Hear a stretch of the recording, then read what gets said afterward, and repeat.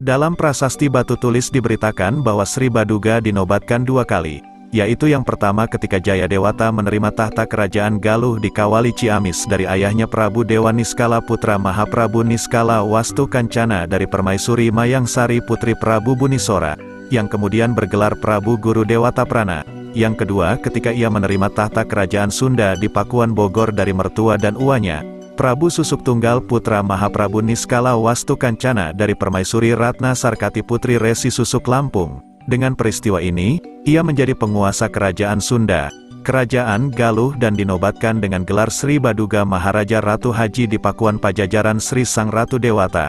Jadi, sekali lagi dan untuk terakhir kalinya, setelah sepi selama 149 tahun, rakyat Sunda kembali menyaksikan iring-iringan rombongan raja yang berpindah tempat dari timur ke barat.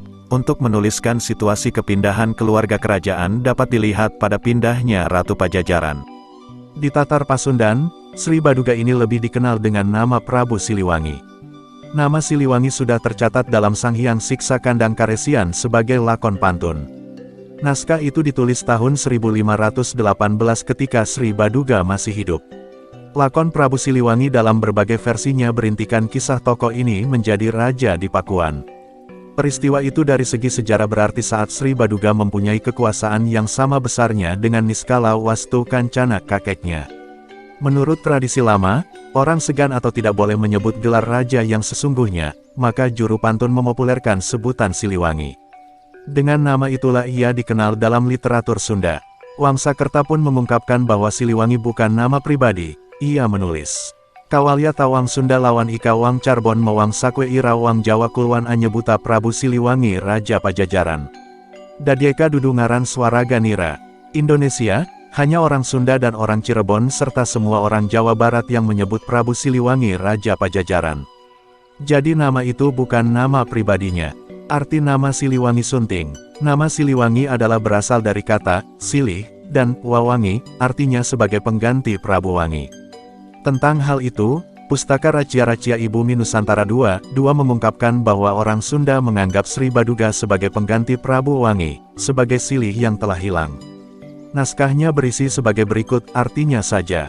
Di medan perang Bubat, ia banyak membinasakan musuhnya karena Prabu Maharaja sangat menguasai ilmu senjata dan mahir berperang. Tidak mau negaranya diperintah dan dijajah orang lain, ia berani menghadapi pasukan besar Majapahit yang dipimpin oleh Sang Pati Gajah Mada yang jumlahnya tidak terhitung. Oleh karena itu, ia bersama semua pengiringnya gugur tidak tersisa. Ia senantiasa mengharapkan kemakmuran dan kesejahteraan hidup rakyatnya di seluruh bumi Tatar Sunda. Kemasyurannya sampai kepada beberapa negara di pulau-pulau Dwipantara atau Nusantara namanya yang lain.